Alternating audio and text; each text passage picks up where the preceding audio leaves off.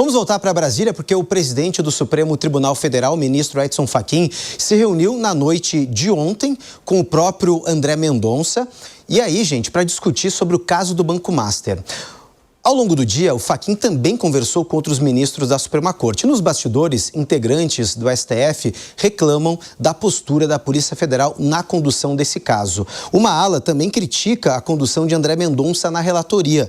Na reunião, Fachin declarou apoio total ao ministro. Piperno, quero comentar contigo porque o próprio ministro Edson Fachin, ele estava sendo muito criticado pela sua inércia, ou pelo menos na tentativa de defender a instituição, ou seja, o Supremo Tribunal Federal, e levando consigo ainda esses problemas pessoais que os ministros estavam aí supostamente envolvidos com o caso do Banco Master, e aqui eu cito o Dias Toffoli e também o ministro Alexandre de Moraes. Como é que você vê essa atitude, ou pelo menos essa ação do ministro Edson Fachin de dizer doa quem doer, vamos avançar no caso do Banco Master e dando apoio ao André Mendonça? Porque é o seguinte, ele tem que dar satisfação para o colegiado ou para a sociedade, né? Eu acho que ele tem que conversar mais com a sociedade. Ele não tem que fazer o que o colegiado bem entende. Ele não tem que agir no sentido de se limitar a blindar a Suprema Corte. Veja, eu acho que muitas vezes o STF precisa, sim, de desenvolver mecanismos de defesa, porque, afinal de contas, ele também está sempre exposto, porque ele tem que tomar o tempo todo decisões sensíveis.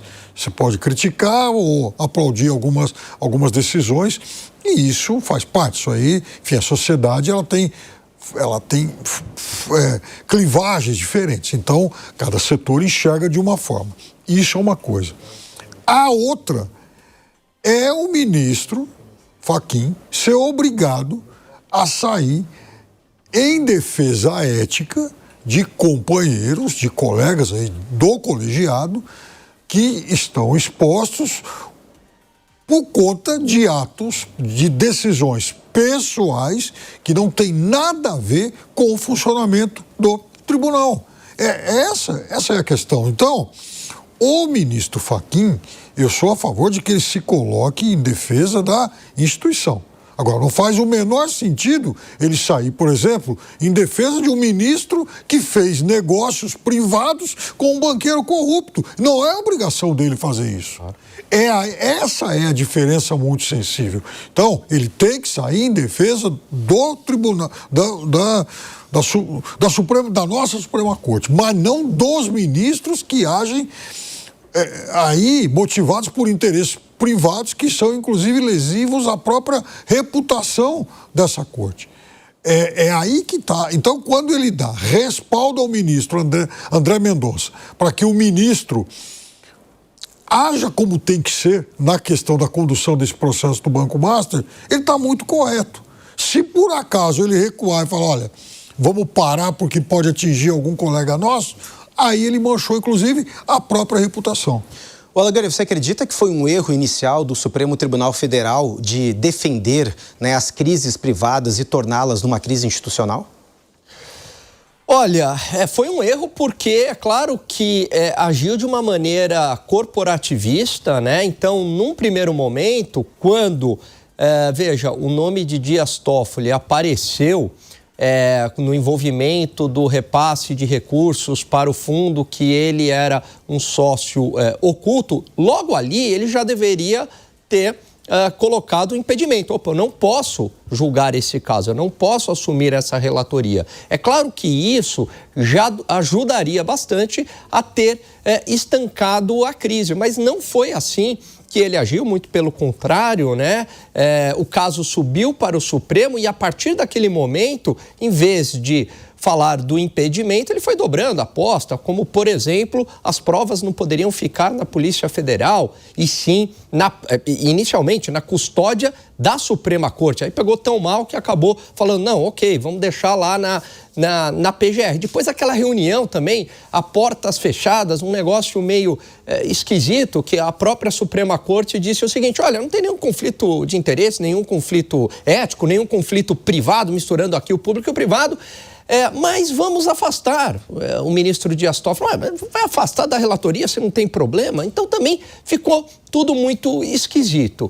Agora, de qualquer maneira, eu acredito que o ministro André Mendonça tem muito a consertar do que aconteceu recentemente, né? Ele, justamente aí com o apoio do ministro Fachin, que são as investigações. Ou seja, investigar por que 129 milhões de reais parou na mão de uma mulher, de um dos ministros da Suprema Corte, sem que ela nunca tivesse prestado um serviço relevante ao Banco Master, ou investigar que troca de mensagens foi essa, né? De acordo com o que foi apurado pela coluna da Malu Gaspar, entre o ministro da Suprema Corte e o Daniel Vorcaro, no dia da prisão dele e um dia antes da liquidação do Banco Master. Precisamos bloquear. Bloquear o quê? Bloquear a liquidação? Bloquear a prisão? Não é uma conversa evidentemente republicana. E também investigar essa movimentação financeira de um dos fundos ligados ao REAG, que era ligado ao Banco Master, que parou aí na Maridit, que é a empresa do Dias Toffoli. Enfim, tudo isso precisa ser investigado. É claro que os ministros têm o direito à ampla defesa, à presunção de inocência, mas a sociedade quer explicações, afinal de contas, trata-se também do nosso dinheiro.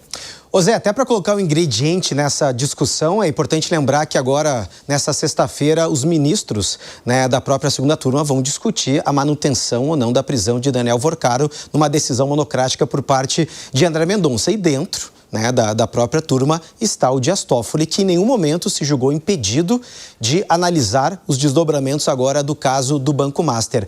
Toda essa, podemos dizer assim, essa série de recados, essas manifestações, essas declarações de Edson Fachin foi na tentativa de trazer mais transparência, até mesmo tentar limpar a barra ou a imagem do STF. Mas sexta-feira a gente pode estar diante de mais um constrangimento. Pois é, a primeira vez que o plenário do Supremo analisa esse caso Master, esse caso vergonhoso, coisa de bandido, era uma pirâmide financeira com o nome de Banco Master, né, que vai lesar, sim, inocentes. Aposentados, haverá consequências, e enquanto os poderosos que tomaram as decisões ficam fora.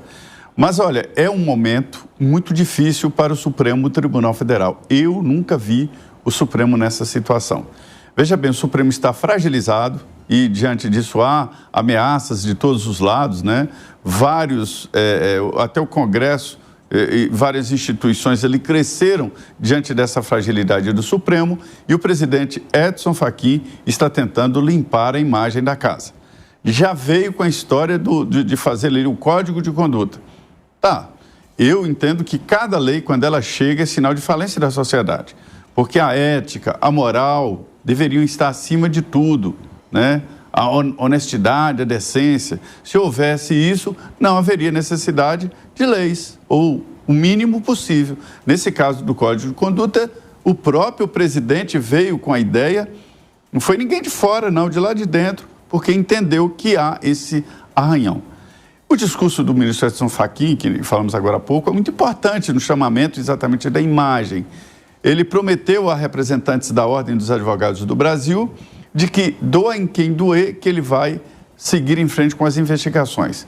Vai colocar nada debaixo do tapete, palavra do ministro Edson Fachin. Então, a ideia agora é de reação. Mas veja bem, pelo que eu estou sabendo, pelas conversas do próprio Supremo, é de que existe uma divisão ali sobre exatamente a reação, né? O espírito de corpo está muito grande. O ego nos poderes é uma coisa assim, extraordinária, hipertrofiado.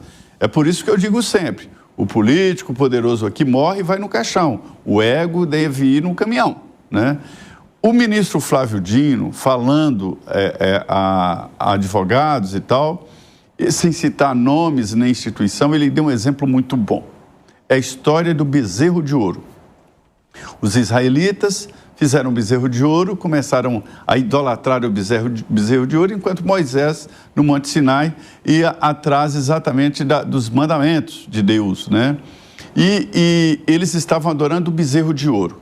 O ministro Flávio Dino diz o seguinte: o advogado, o juiz, o magistrado, passa por um concurso dificílimo, estuda horas, investe a vida, e quando chega lá, enriquecimento a qualquer custo. Não sou eu que estou falando isso, o ministro Flávio Dino.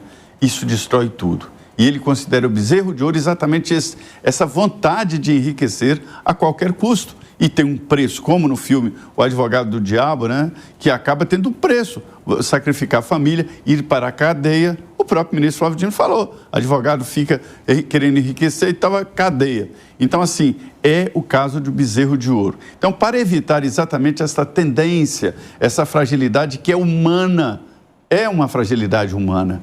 Eu tive a oportunidade de acompanhar aqui o caso Collor de Mello, que tinha o PC Farias como operador.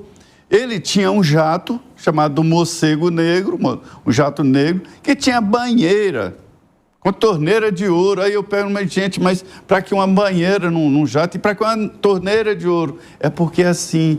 Aí me disseram, uma vez que eu publiquei, Zé, se esse pessoal se contentasse com a vida normal, não roubaria. Roubar é para comprar torneira de ouro, como Imelda lá, comprar 400 pares de sapato e mais de 2.000 vestidos que ela nunca vestiu.